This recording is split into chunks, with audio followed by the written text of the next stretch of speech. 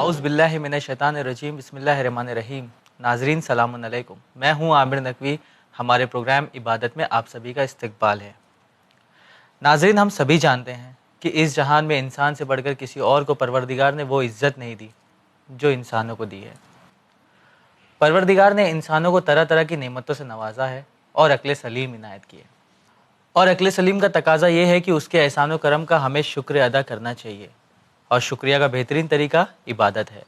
اور عبادت میں نماز اس کی عظیم و ترین شکریہ ہے۔ نماز کی دو صورت ہے، پہلا واجب، دوسری مستحب۔ واجب جسے ترک نہیں کیا جا سکتا ہے، اور مستحب جس کے انجام دینے میں اس نے بے پناہ ثواب رکھا ہے۔ ناظرین، بہت سی مستحب نمازیں ہیں، لیکن آج ہم بات کریں گے نماز شب اور نماز جعفر طیار کے بارے میں۔ جی ہاں ناظرین، یہ وہی نمازیں ہیں جن میں اذان کی آواز مسجد سے نہیں بلکہ دل سے آتی ہے۔ تو آئیے استقبال کرتے ہیں مولانا غلام عباس صاحب کا، اور ہمارے پروگرام کا آغاز کرتے ہیں۔ مولانا صاحب السلام علیکم۔ علیکم السلام ورحمۃ اللہ وبرکاتہ۔ آگا جیسے ہم نے ابھی ذکر کیا کہ آج ہم بات کریں گے نماز شب اور نماز جعفر طیار کے بارے میں، تو ہم شروع کرتے ہیں نماز شب سے۔ آگا جیسے کہ ہم جانتے ہیں کہ اس نماز کو، نماز شب کو، نماز تہجد بھی کہتے ہیں، اور اس کی کافی فضیلت اور اہمیت بھی ہے۔ تو آپ ہمیں اس نماز کی مزید معلومات کے لیے اس کی فضیلت اور اہمیت بتا دیجیے۔ اعوذ باللہ من الشیطان الرجیم، بسم اللہ الرحمن الرحیم۔ الحمد لأہلہ والصلاۃ علی اہلہا۔ عبادت اللہ کی بارگاہ میں انسان کی جو معرفت کے اعتبار سے عبادت پیش ہوتی ہے، عبادت اصل میں انسان کی معرفت کا نتیجہ ہے۔ انسان جتنا اللہ کی معرفت حاصل کر لے گا، عبادت اتنی ہی عظیم ہوتی چلی جائے گی، عبادت اتنی ہی عظیم ہوتی چلی جائے گی۔ نماز شب اور بہت ساری عبادتیں اسلام کے دامن میں موجود ہیں، لیکن نماز شب کی بہت زیادہ تاکید اور بہت زیادہ فائدے بیان کیے گئے ہیں۔ اس نماز کے بہت سارے نام بھی بیان کیے گئے ہیں۔ مثلا قرآن مجید کی اصطلاح کے مطابق اس نماز کو نماز تہجد بھی کہتے ہیں۔ اور ایک دو فائدے تو میں آپ کی خدمت میں قرآن مجید کی آیات کے اعتبار سے پیش کرتا ہوں، اور چند فائدے آپ کی خدمت میں روایات کے اعتبار سے پیش کرتا ہوں۔ آیت میں اس کا سب سے بڑا فائدہ یہ ہے کہ جو انسان نماز شب نافلہ پڑھے گا، نماز تہجد ادا کرے گا، اس کو پروردگار عالم انسانوں کے درمیان میں عزت عطا کرے گا، اور روز آخرت بھی اس کو مقام محمود حاصل ہوگا، جو بہت بڑا مقام ہے، یعنی عزت ہے انسان کی دنیا اور آخرت کے درمیان۔ قرآن مجید نماز شب کے بارے میں اعلان کرتا ہے، سورہ مبارکہ بنی اسرائیل آیت نمبر 79 میں ارشاد ہوتا ہے، بسم اللہ الرحمن الرحیم، وَمِنَ اللَّيْلِ فَتَحَجَّدْ بِهِ نَافِلَةً لَكَ عَسَىٰ أَن يَبْعَثَكَ رَبُّكَ مَقَامًا مَحْمُودًا۔ رات کے وقت کے ایک حصے میں نیند سے اٹھ کھڑے ہو اور قرآن اور نماز پڑھ، یہ تیرے لیے ایک اضافی یعنی نافلہ فریضہ ہے، اگر تو نماز شب یعنی پروردگار عالم اس کی بنیاد پر تجھے مقام محمود عنایت کرے گا۔ یعنی نماز شب کا فائدہ یہ ہے کہ خداوند عالم دنیا اور آخرت میں انسان کو عزت عنایت۔ ایک تو یہ اس کا فائدہ بیان کیا گیا ہے قرآن مجید کی روشنی میں۔ دوسری ایک آیت میں آپ کی خدمت میں اور پیش کرتا ہوں، جس میں نماز شب کے بے پناہ فائدے بیان کیے گئے ہیں، اور اس کی عظمت اتنی بیان کی گئی ہے کہ گویا اللہ کی بارگاہ میں ان بندوں کے صفات بیان کیے ہیں۔ آپ اگر مطالعہ کریں سورہ مبارکہ سجدہ آیت نمبر 16 سے 17 یعنی 16-17 آیات کا آپ مطالعہ کریں، جس میں ارشاد ہوتا ہے کہ وہ اللہ کے بندے رات کے وقت اپنے بستروں سے اٹھتے ہیں اور اپنے رب کو خوف و امید کے ساتھ پکارتے ہیں۔ اللہ کے بندے یعنی اللہ کے بندوں کے ساتھ کہیں کہیں قرآن مجید میں لفظ آیا ہے، جیسے عبادی الرحمن اللہ کے بندے، اس طریقے سے قرآن مجید میں بہت کم لفظ استعمال ہوا ہے۔ وہ رات کے وقت اپنے بستروں سے اٹھتے ہیں اور اپنے رب کو خوف و امید کے کیفیت سے پکارتے ہیں، اور جو رزق ہم نے انہیں دیا ہے، نماز شب پڑھنے والے اس رزق میں سے اللہ کے بندوں پہ خوب خرچ کرتے ہیں۔ لیکن کوئی شخص نہیں جانتا کہ خدا نے ان کے لیے کیسی کیسی جزا رکھی ہے، ایسی جزا کہ جو ان کی آنکھوں کو ٹھنڈا کر دے گی۔ ایسی جزا قرآن مجید نے نماز شب پڑھنے والوں کے لیے ایسی جزا کا اعلان کیا ہے کہ جو انسان کو ہر طرح کا سکون پہنچائے گی اور ہر طرح کا اطمینان پہنچائے گی۔ یہ تو 2 آیات ہیں جو قرآن مجید میں شب نافلہ کے سلسلے میں پیش کی گئی ہے کہ نماز شب کی اتنی عظمت ہے، لیکن جب ہم روایت کے اعتبار سے دیکھتے ہیں تو نماز شب اللہ کی بارگاہ میں جو بندہ پیش کرتا ہے اس کی اتنی عظمت اور اہمیت ہے کہ پیغمبر اسلام محمد مصطفیٰ صلی اللہ علیہ وآلہ وسلم کی زندگی میں ہم دیکھتے ہیں کہ اللہ کے نبی نے جب لوگوں کے درمیان میں لا الہ الا اللہ کی صدا بلند کی اور لوگ نئے نئے مسلم یعنی اسلام نیا نیا اسلام قبول کیا تو اس وقت وہ رات کو قیام کرنے اور رات کو نماز شب پڑھنے یعنی نماز شب کی تعلیم پیغمبر اسلام نے دی، تو اس وقت یہ محسوس ہو رہا تھا کہ یہ نماز شب پڑھنے والے، سحر میں جاگنے والے لوگ کل جو کچھ تھے اس کے علاوہ کچھ اور بن گئے ہیں، یعنی یہ سمجھ میں ہی نہیں آ رہا تھا کہ یہ وہی عرب ہے جو کل کے عرب تھے، جی کل کیا تھے اور آج کیا ہے۔ لہذا ان میں جو ہے عظیم پختگی اور عظیم عزم و ارادہ پیدا ہو گیا تھا ان عربوں میں، تو پیغمبر اسلام نے نماز شب پڑھنے کے اعتبار سے لوگوں کو قیام سحر کی جو تعلیم دی ہے یہ انسان کو چینج کر دیتی ہے، بدل دیتی ہے، اور انسان جو ہے یقیناً کچھ سے کچھ اور ہی ہو جاتا ہے۔ اس اعتبار سے پیغمبر اسلام صلی اللہ علیہ وآلہ وسلم کی ایک حدیث ہے اس کے فائدے کے سلسلے میں کہ اللہ کے نبی نے ارشاد فرمایا خیرکم من اطاب الکلام واطعم الطعام وصلی باللیل والناس نیام، تم میں سے بہترین شخص وہ ہے جو بات بڑے ادب سے کرتا ہے، احترام سے کرتا ہے، یعنی اس کی گفتگو میں ادب و احترام پایا جاتا ہے، اور پاکیزگی سے بات کرتے ہیں، بھوکوں کو کھانا کھلاتے ہیں، اور جب رات کو لوگ سو جاتے ہیں تو وہ اٹھ کے نماز اپنے پروردگار کو یاد کرتے ہیں۔ تم میں سب سے بہترین انسان یہ ہے، تو یہ بھی ایک فائدہ ہوا کہ انسان لوگوں میں سب سے بہتر بن جاتا ہے۔ اس کے علاوہ امام امیر المومنین علی ابن ابی طالب علیہ الصلاۃ والسلام کی ایک حدیث ہے بہار الانوار جلد نمبر 87 اور صفحہ نمبر 142 یعنی 142 پر یہ حدیث درج ہے کہ امیر المومنین علیہ الصلاۃ والسلام نے ارشاد فرمایا رات کو اٹھ کر تہجد پڑھنا یعنی نماز شب پڑھنا، تہجد بھی نام قرآن مجید نے پیش کیا ہے، رات کو اٹھ کر تہجد پڑھنا صحت بدن اور خوشنودی خدا کا بہترین وسیلہ ہے، یعنی بدن کو بھی صحت حاصل ہو جائے گی اور خداوند عالم کی خوشنودی اور اللہ کی رحمت کے نزول کا بہترین ذریعہ ہے کہ انسان نماز شب پڑھے۔ تمام چیزیں وہ ہے جو نماز شب کے فائدوں میں بیان کی گئی ہیں۔ جی آگا، بہت بہترین طریقے سے آپ نے بتایا نماز شب کے بارے میں۔ آگا، نماز شب کے فائدے جب اتنے ہیں، مطلب جب بندہ رات میں اٹھ کے نماز شب پڑھتا ہے تو پروردگار بہت خوش ہوتا ہے کہ میرا بندہ، سب سو رہے ہیں آدھی رات میں، وہ بندہ نماز پڑھ رہا ہے میرے لیے، جبکہ پروردگار چاہتا ہے کہ میرا بندہ اگر عبادت کرے تو خالص دل سے کرے، ظاہر سی بات ہے۔ لیکن میں اپنے اوپر رکھ کے میں ایک سوال کرنا چاہتا ہوں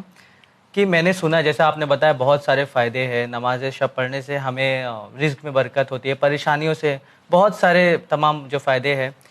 تو کیا پروردگار ہمارے، مان لیجیے ہم اپنے فائدے کے لیے نماز پڑھ رہے ہوں، ہم جب اٹھے رات میں نماز شب پڑھنے کے لیے اور اس میں ہم اپنا فائدہ ڈھونڈ رہے ہوں کہ چلو بھائی ہم بہت پریشان ہیں، نماز شب پڑھ کے ہی سوئیں گے بیکاز ہماری پریشانیاں بہت ہیں، تو اگر ہم اپنے فائدے کے لیے نماز شب پڑھ رہے ہیں تو کیا پروردگار اسے ایکسیپٹ کرے گا ہماری نماز کو کہ یہ اپنے فائدے کے لیے، یہ خالص دل سے نہیں ہے؟ چشم، اس دنیا میں ہم جس چیز کا بھی مطالعہ کرتے ہیں اور دیکھتے ہیں، کوئی بھی عمل ایسا نہیں ہے جو کسی اثر سے خالی ہو۔ مثلا ہم نے کوئی چیز کھائی، غذا، جی، اب اس غذا کے کھانے کا اثر ایسا نہیں ہے کہ اس کے اچھے برے اثرات ہمارے بدن میں داخل نہیں ہوں گے۔ اگر ہم نے اچھی غذا کھائی ہے تو اس کے اثرات ہمارے بدن میں داخل ہوں گے۔ اگر ہم اچھے صاف ستھرے پانی سے نہائے ہیں تو صاف ستھرا ہمارا بدن ہو جائے گا، اور اگر ہم گندے کچلے مثلا گندے پانی سے نہائے ہیں تو ایسا نہیں ہے کہ اس گندگی کے اثرات ہمارے بدن پر نہیں آئیں گے۔ ہمارا یہ طلب کرنا پروردگار عالم سے کہ ہمیں اس کے بدلے میں یہ دے دے، یہ ایک الگ مسئلہ ہے، لیکن عمل کے بدلے میں خداوند عالم راضی ہو کے کچھ بھی عنایت کر دے، یہ خداوند عالم کی شان ہے۔ اور آخر میں اس جواب میں ایک جملہ بہت عظیم آپ کی خدمت میں کہتا ہوں، بندگی کا سارا فائدہ بندے کو ہی پہنچتا ہے، مالک نے تو اپنی طرف منسوب کر کے بندے کو عزت سے نواز دیا ہے، ورنہ یہ بتائیے کہ بندگی کا کون سا فائدہ خداوند عالم کو پہنچ رہا ہے. اس نے تو اپنے آپ کے سلسلے میں خود ہی اعلان کر دیا اللہ الصمد، وہ مالک بے نیاز ہے. اور جب وہ بے نیاز ہے تو نہ وہ عبادتوں کا محتاج ہے، نہ وہ سجدوں کا محتاج ہے، نہ وہ خیرات کا محتاج ہے، وہ کسی کا محتاج نہیں ہے. لیکن یہ بندے کی عزت کا کمال ہے کہ خداوند عالم نے راضی ہو کے، خوش ہو کے بندے کو اپنی بارگاہ سے کچھ عنایت کر دیا ہے. یہ خداوند عالم کی شان ربوبیت ہے. جیسا مولانا صاحب قرآن مجید میں اس نماز کا ذکر ہے اور لوگوں سے بھی سنا ہے کہ یہ نماز بہت ہی اہمیت رکھتی ہے، اور ہم بھی جہاں تک ہم سنتے ہیں کہ اس نماز کو پڑھنے سے ہماری جو ہے، جیسے آپ نے بتایا کہ ہمیں بہت سارے فائدے ہوتے ہیں. تو ہم یہ جاننا چاہتے ہیں کہ ہم نے جو ہے کسی سے سنا ہے کہ کبھی آپ مغرب عشاء کے بعد بھی پڑھ سکتے ہو، یا کسی سے سنا ہے کہ آدھی رات میں پڑھو تو بھی اچھا ہے، یا بولتے ہیں اگر آپ فجر سے پہلے، نماز فجر سے پہلے پڑھیں گے تو بہت ہی زیادہ ثواب کا حامل ہے. تو میں یہ جاننا چاہتا ہوں کہ اس کا صحیح طریقہ کیا ہے، کیونکہ ہم ہمیشہ کنفیوز رہتے ہیں کہ، اور اس کے ساتھ ساتھ ہم یہ جاننا چاہتے ہیں کہ یہ کتنی رکعت میں مکمل ہوتی ہے یہ نماز، کیونکہ کہیں ہم سنتے ہیں 1 رکعت بھی ہے اس کی، کچھ بولتے ہیں 3 رکعت پڑھو گے تو بھی ہمیں ثواب ملے گا، اور کچھ بولتے ہیں 11 رکعت. تو آگا ہمیں اس کا صحیح وقت بتا دیجئے اور مختصر سا طریقہ بتا دیجئے کہ اس کا طریقہ کیا پڑھنے کا. اس نماز کا، نماز تہجد کا جو صحیح وقت ہے وہ ہے رات کا آدھا حصہ گزرنے کے بعد. اچھا، یعنی جب نصف شب گزر جائے تو اس وقت آپ نماز شب پڑھ سکتے ہیں. لیکن اگر کسی انسان کو یہ ڈر ہو کہ وہ آدھی رات تک نہ تو جاگ پائے گا اور نہ ہی پھر نماز شب ادا کر سکے گا تو مغربین کے بعد بھی پڑھ سکتا ہے. اچھا پڑھ سکتے. لیکن اس کا جو بہت اول وقت یعنی افضل وقت ہے اور بہت ہی افضل ترین وقت ہے وہ ہے نماز فجر سے پہلے پہلے نماز شب ادا ہو جائے. اچھا. لیکن اگر آپ کے پاس اتنا وقت نہیں ہے نماز فجر سے پہلے کہ آپ 11 رکعت نماز پڑھو، تو پھر اگر آپ 2 رکعت نماز شفا اور 1 رکعت نماز وتر کا آپ کے پاس وقت ہے تو ان 3 رکعت نماز کو اگر آپ ادا کر لیں گے تو انشاءاللہ ثواب آپ کو مکمل نماز کا مل جائے گا. لیکن اگر نماز شفا پڑھنے کا بھی آپ کے پاس وقت نہیں ہے تو فقط آپ 1 رکعت نماز جسے نماز وتر کہتے ہیں، نماز شب وتر، اس وقت آپ اس کی نیت کر کے اگر 1 رکعت نماز ہی ادا کر لیں گے تو آپ کو نماز شب کا ثواب مل جائے گا. لیکن ابھی آپ کے پاس یہ وقت بھی نہیں ہے اور صبح کی اذان ہو چکی ہے، نماز فجر کا وقت ہو چکا ہے. یہاں تک اس نماز کی خصوصیت حاصل ہے کہ اگر قضا کی نیت سے پڑھ لیں تو خداوند عالم اس کا بھی بے پناہ بلکہ ادا سے زیادہ ثواب عنایت کرتا ہے. لیکن قضا ہوئی ہو، قضا کی نہ گئی ہو. یہ مسئلہ بہت توجہ رکھیں کہ قضا ہوئی ہو، مطلب ہمارا ارادہ ہی نہیں تھا ادا پڑھنے کا، اس لیے کہ ہم نے سن لیا کسی عالم دین سے کہ قضا کا ثواب بہت زیادہ ہے. تو اب یہ مسئلہ اس طرح نہیں ہے کہ ہم نے قضا کر دی تو پھر ثواب ملے گا. قضا ہو گئی ہو تو پھر ہم ادا کریں تو انشاءاللہ ثواب زیادہ ہے. اگر نماز شب کا طریقہ بتا دیجئے، مختصر والا ہی بتا دیجئے اور طولانی والا ہی بتا دیجئے، جن کے پاس وقت ہوتا ہے تو ان کے لیے طولانی والا بتا دیجئے. اس نماز کا طریقہ جو بہت ہی آسان ہے اور بہت سارے علماء کرام نے تحریر کیا ہے. مثلا ایک چھوٹی سی تنظیم المکاتب کی ڈائری نکلتی ہے ہر سال کی، اس میں بھی یہ طریقہ بیان کیا ہے. نماز شب کے ہی عنوان سے علامہ ذیشان حیدر جوادی صاحب کی ایک چھوٹی سی کتاب ہے صرف نماز شب، اس میں بھی طریقہ یہی بیان کیا گیا ہے جو آسان ہے اور سب لوگوں کے لیے یعنی بالکل آسان ہے. صحیفہ نماز کے عنوان سے بھی ایک کتاب حسین مہدی حسینی صاحب نے تالیف کی ہے، اس میں بھی نماز شب کا طریقہ یہ بیان کیا ہے جو بہت آسان ہے. نماز شب کا طریقہ یہ ہے کہ پہلے تو آپ 2 رکعت کر کے 8 رکعت نماز پڑھیں گے نماز فجر کی طرح، یعنی سورہ حمد کے بعد دوسرا سورہ، رکوع کریں گے، سجود کا سجدہ کریں گے، اور سجود کرنے کے بعد دوسری رکعت کے لیے اٹھ کھڑے ہوں گے اور پھر حمد پڑھیں گے، سورہ حمد پڑھیں گے، سورہ توحید پڑھیں گے اور قنوت پڑھیں گے. یہ نیت کر کے کہ نماز نافلہ شب پڑھ رہا ہوں یا پڑھ رہی ہوں، چونکہ مومن مومنات کے لیے یہ بہت عمدہ تحفہ ہے اللہ کی جانب سے نماز شب، لہذا پڑھ رہا ہوں یا پڑھ رہی ہوں قربتاً اللہ، قنوت اور رکوع اور سجود کرنے کے بعد 2 رکعت نماز تمام کر دے گا یا نماز تمام کر دے گی. اسی طریقے سے پھر اگلی 2 رکعت نماز پڑھے، پھر اور 2 رکعت نماز پڑھے، پھر اور 2 رکعت نماز پڑھے. اس مرتبہ 4 مرتبہ 2 رکعت نماز پڑھ کے جب 8 رکعت نماز شب نافلہ کی نیت سے پوری ہو جائے گی تو اس کے بعد 2 رکعت نماز ہے نماز شفا. نماز شفا کا طریقہ یہ ہے کہ اس میں قنوت نہیں ہے، لیکن مستحب نماز مستحب یہ ہے کہ سورہ حمد کے بعد مثلا سورہ ناس پڑھے پہلی رکعت میں، اور دوسری رکعت میں سورہ حمد کے بعد سورہ فلق پڑھے، اور اس میں قنوت نہیں ہے، لیکن چونکہ بندے کو عادت ہو جاتی ہے، ہم قنوت پڑھتے ہیں دوسری رکعت میں، اگر پڑھ لیا ہے تو کوئی حرج نہیں ہے، نماز مثلا غلط نہیں ہوگی، پڑھ سکتے ہیں اگر پڑھ لیا ہے۔ بہتر یہی ہے کہ اس میں قنوت نہ پڑھا جائے، اگر پڑھ لیا ہے تو کوئی حرج نہیں ہے۔ یہ ایسے کر کے 2 رکعت نماز شفا اور 2 رکعت 8 رکعت کر کے نماز نافلہ شب کی نیت سے آپ کی 10 رکعت نماز مکمل ہو گئی ہے۔ اس کے بعد 1 رکعت نماز وطر ہے۔ نماز وطر کا طریقہ یہ ہے کہ آپ نماز وطر پڑھتا ہوں یا پڑھتی ہوں قربت اللہ، مثلا قیام تکبیرۃ الاحرام کہیں گے، اور تکبیرۃ الاحرام کے بعد جو ہے الحمد بسم اللہ کے بعد سورہ حمد، اور سورہ حمد کے بعد 3 مرتبہ سورہ قل هو اللہ احد یعنی سورہ توحید، پھر اس کے بعد 1 مرتبہ سورہ ناس اور 1 مرتبہ سورہ فلق۔ یہاں تک یہ تلاوت کرنے کے بعد آپ جو ہے قنوت پڑھیں گے۔ اس کا نماز شب کا ایک قنوت بھی ہے جو خود امام زین العابدین علیہ السلام سے منسوب ہے، لیکن اگر وہ یاد نہ ہو، کوئی بھی قنوت آپ کو یاد ہو، مثلا اللہم اغفر للمؤمنین والمؤمنات والمسلمین والمسلمات، اگر یہ بھی پڑھ لیں گے تو مطلب جو ہم اگر نماز میں قنوت پڑھتے ہیں وہ بھی پڑھ سکتے ہیں، وہ بھی پڑھ سکتے ہیں، کوئی حرج نہیں ہے، اگر آپ صلوات بھی پڑھ لو گے تو کافی ہے۔ اس کے بعد پھر اس نماز وطر میں قنوت میں ایک ہاتھ اٹھائے رہے گا اور ایک ہاتھ سے مثلا شمار کرتا رہے گا، 70 مرتبہ کہے گا استغفر اللہ ربی و اتوب الیہ، استغفر اللہ ربی و اتوب الیہ، تو 70 مرتبہ استغفر اللہ ربی و اتوب الیہ پڑھے گا، اور ایک ہاتھ مثلا اس طریقے سے قنوت میں اور ایک ہاتھ سے بھی شمار کر سکتا ہے، اس طریقے سے عدد کر سکتا ہے، یا تسبیح ہاتھ میں لے کے بھی عدد کر سکتا ہے۔ اس 70 مرتبہ استغفر اللہ ربی و اتوب الیہ اس کو بڑھایا بھی جا سکتا ہے۔ نماز شب ایک ایسی عبادت ہے جس کو بہت طویل بھی کیا جا سکتا ہے اور بہت مختصر بھی کیا جا سکتا ہے۔ مثلا جتنے سورہ آپ کو قرآن مجید کے آپ کے یاد ہیں، آپ نماز وطر میں سب کو پڑھ سکتے ہیں۔ مثلا سورہ بقرہ بھی پڑھ سکتے ہیں، آپ سورہ انعام بھی پڑھ سکتے ہیں، مثلا سورہ آپ دہر بھی پڑھ سکتے ہیں، سورہ مبارکہ ہے آپ، مطلب ایسا نہیں ہے کوئی کہ آپ نے یہ بس دعا ہے یہی آپ کو پڑھنا ہے، یہی آپ کو پڑھنا ہے، ایسا نہیں ہے۔ یہ تو وہ عبادت ہے جتنا آپ تذکرہ پروردگار کریں گے اتنی بڑی سے بڑی عبادت ہوتی چلی جائے گی۔ اس کے بعد 70 مرتبہ کے بعد، مگر کم سے کم 70 مرتبہ کیجئے، اس سے کم بھی ہو سکتا ہے، 5 مرتبہ بھی ہو سکتا ہے، یعنی جتنا آپ نے کیا، 1 مرتبہ بھی آپ نے استغفر اللہ ربی و اتوب الیہ کہا تو خداوند عالم اس کا اجر انشاءاللہ عنایت کر دے گا۔ اس کے بعد جو ہے آپ 40 مومن و مومنات کے نام لیں گے، مثلا اس طریقے سے اللہم اغفر لے مسلم، اللہم اغفر لے سجاد، اللہم اغفر لے ساجدہ۔ یہاں یہ لفظ اس لیے استعمال کیا کہ مرد اور عورت کی کوئی قید نہیں ہے، آپ مومن مومنات کے نام لے سکتے ہیں، زندہ و مردہ کے بھی، آپ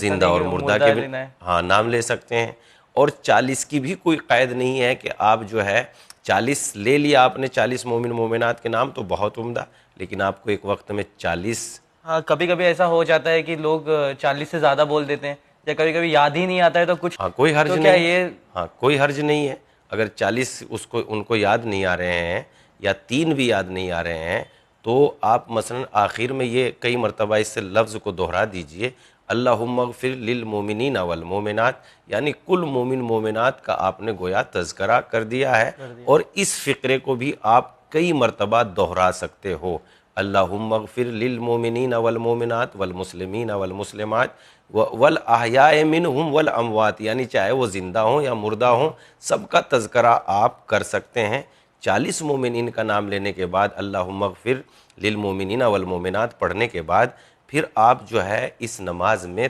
300 مرتبہ پڑھیں گے العفو العفو العفو العفو العفو العفو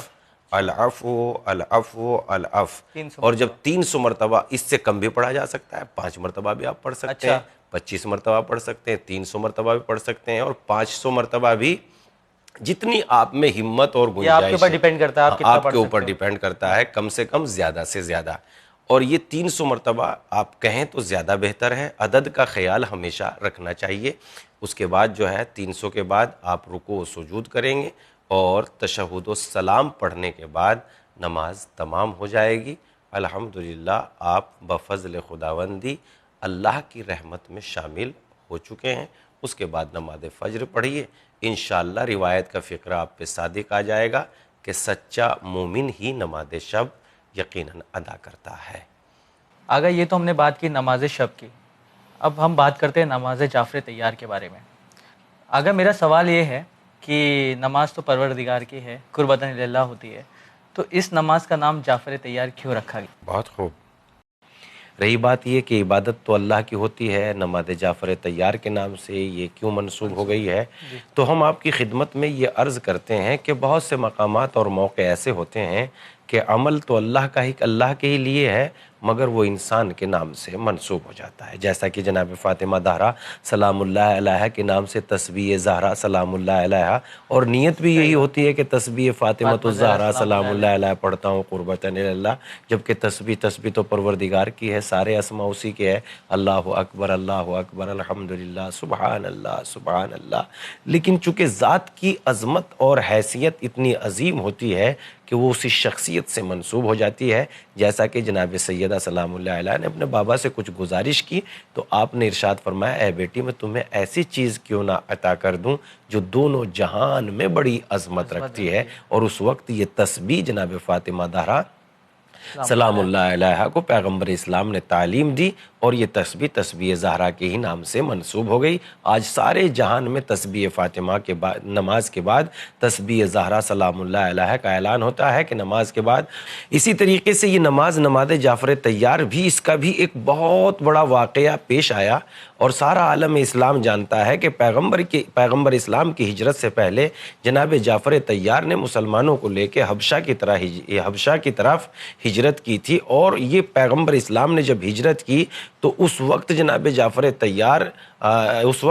جعفر طیار رحمت اللہ علیہ واپس آئے جس دن فتح خیبر ہوا۔ اور فتح خیبر کے روز ہی سن 7 ہجری میں جناب جعفر طیار جب واپس آئے تو ایک شور سا مچا کہ جناب جعفر آ رہے ہیں، اور جب یہ شور مچا تو پیغمبر اسلام صلی اللہ علیہ وآلہ وسلم کی سلسلے میں ایک بہت مشہور حدیث ہے، آپ اس سلسلے میں مثلا وسائل الشیعہ باب الصلاۃ میں بھی مطالعہ کر سکتے ہیں اس حدیث کا، اور اسی طریقے سے بحار الانوار باب الصلاۃ میں بھی اس حدیث کا مطالعہ کر سکتے ہیں کہ پیغمبر اسلام صلی اللہ علیہ وآلہ وسلم نے ایک بے ساختہ جملہ کہا کہ آج میں فتح خیبر پہ زیادہ خوشی مناؤں یا جناب جعفر طیار کی واپسی پر زیادہ خوشی مناؤں۔ اور اس وقت جو ہے جیسے ہی یہ پتا چلا، ابھی جناب جعفر طیار سامنے نہیں آئے تھے، پیغمبر اسلام صلی اللہ علیہ وسلم نے دیکھا کہ لوگوں کا ایک شور مچا ہے، تو پیغمبر اسلام جناب جعفر طیار سے ملاقات ہوئی، اور جیسے ہی جناب جعفر طیار کے نزدیک آئے تو ان دونوں آنکھوں کی جگہ کے درمیان میں جو یہ جگہ ہوتی ہے،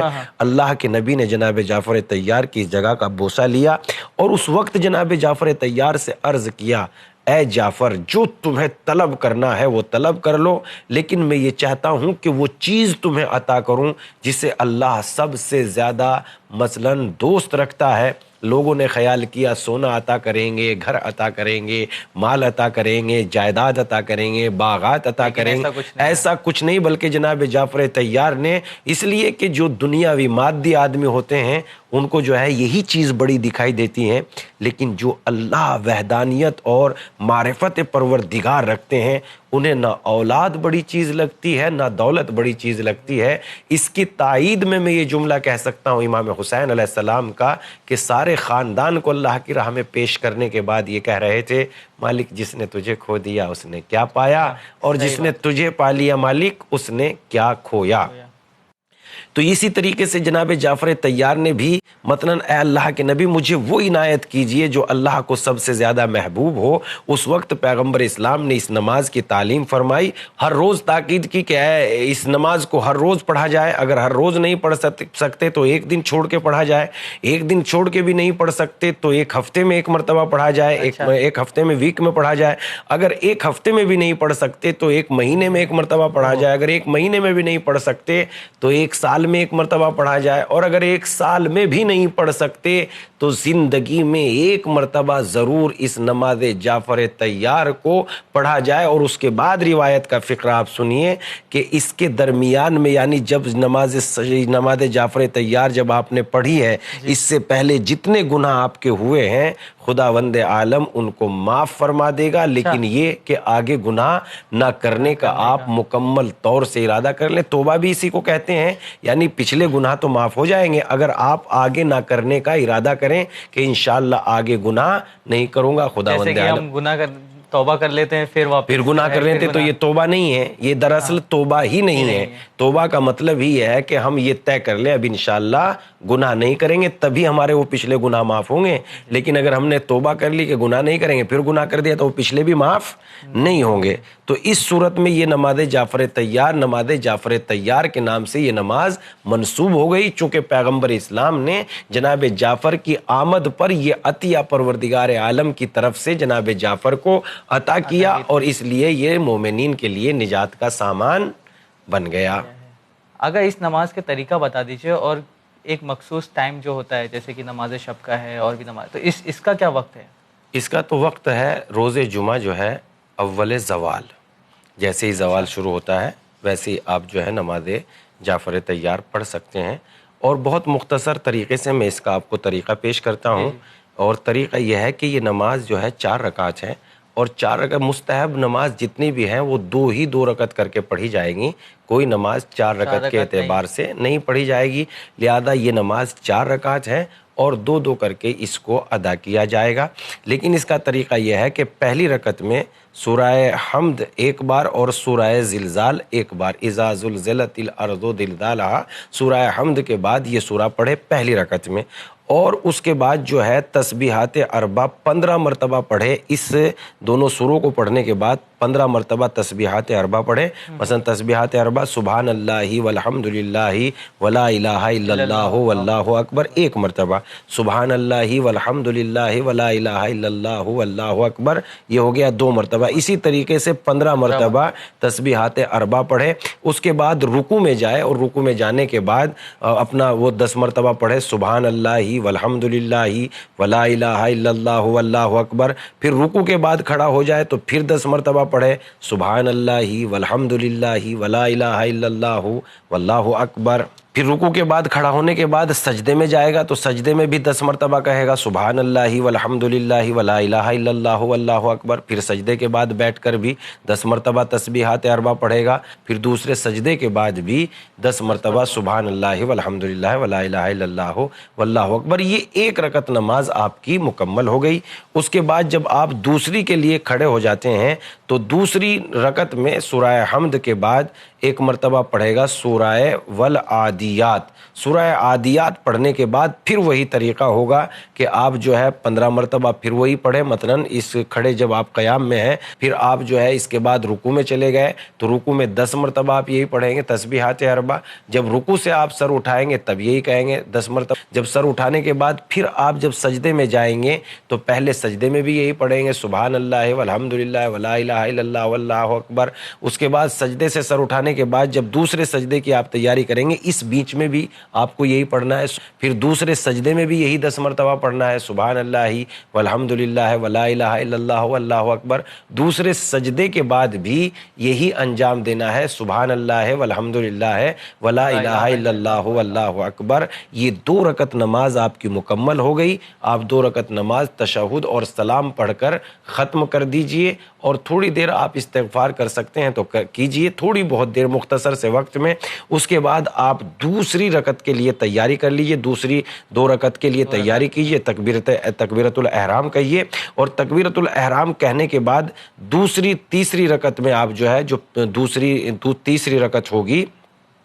उसमें सूरह हमद के बाद 1 मरतबा सूरह नस्र इज़ा जा नस्रुल्लाह पढ़ेंगे। और सूरह नस्र पढ़ने के बाद आप जो है रुकू में जाएंगे तो रुकू में फिर वही 15 मरतबा आप तस्बीहात अरबा पढ़ेंगे। اور پھر اسی طریقے سے پہلی رکعت بجا لائیں گے، یعنی رکوع کے لیے آپ پھر کھڑے ہوں گے،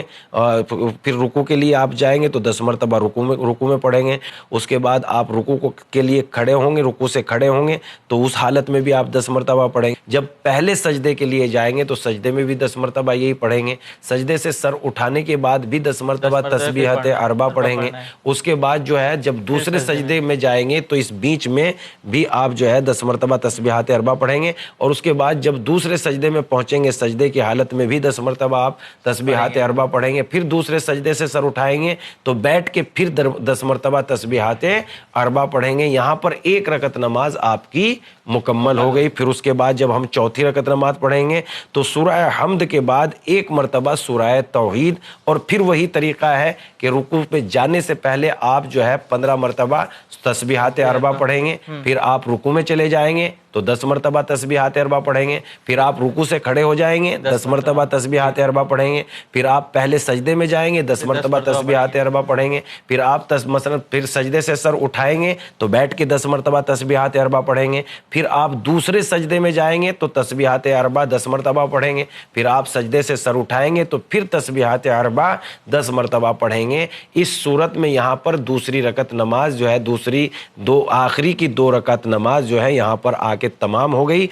اس کے بعد ایک دعا ہے چھوٹی سی جو انشاءاللہ کتابوں میں موجود ہے، مفاتیح الجنان میں موجود ہے، سبحان من لبس العز والوقار۔ اس کو پڑھنے کے بعد جتنا ایک سانس میں کہہ سکتے ہیں اس نماز کے بعد یا رب یا رب یا رب، جتنا ایک مرتبہ ایک سانس میں کہہ سکتے ہیں یا رب یا رب یا رب یا رب، سانس نہ ٹوٹنے پائے اس کو کہے۔ پھر اس کے بعد جتنا ایک سانس میں کہہ سکتے ہو یا ربا ہو یا ربا ہو یا ربا ہو یا ربا ہو، ایک سانس میں کہیے۔ اس کے بعد یا اللہ ہو یا اللہ ہو یا اللہ، جتنا کہہ سکتے ہیں کہیے ایک سانس میں۔ پھر یا حیو یا حیو یا حیو، ایک سانس میں جتنا کہہ سکتے ہیں۔ یا رحیم یا رحیم یا رحیم یا رحیم، جتنا ایک سانس میں کہہ سکتے ہو اتنا کہیے۔ پھر اس کے بعد یا رحمان یا رحمان یا رحمان، جتنا ایک سانس میں کہہ سکتے ہیں کہیے۔ پھر اس کے بعد یا ارحم الراحمین، ایک سانس میں جتنا کہہ سکتے ہو اتنا کہیے۔ آخری کی 2 رکعت نماز جو ہے یہاں پر آ کے تمام ہو گئی۔ آپ تشہد اور سلام پڑھنے کے بعد آپ کی نماز الحمدللہ تمام ہو چکی ہے۔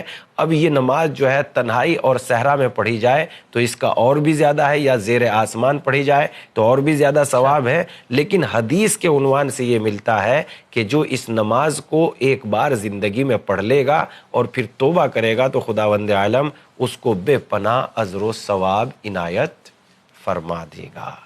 آگا بہت بہت شکریہ، آپ نے بہت ہی خوبصورتی سے ہمارے سوالوں کا جوابات پیش کیے۔ جی بہت بہت شکریہ، آپ کا بھی بہت بہت شکریہ۔ دوستو، اکثر میں نے اپنی عمر کے لوگوں سے سنا ہے کہ عبادت کرنے کے لیے ہمارے پاس ابھی بہت وقت ہے اور ابھی عمر ہی کیا ہے ہماری، لیکن پروردگار نوجوانوں کی نمازوں کو زیادہ پسند کرتا ہے۔ خدا ہمیں اور آپ سب کو نماز شب اور نماز جعفر طیار پڑھنے کی توفیق عطا کرے۔ پھر ملیں گے کسی اور پروگرام میں، اسی کے ساتھ ہم آپ سے لیتے ہیں اجازت۔ دیکھتے رہے چینل ون، شکریہ۔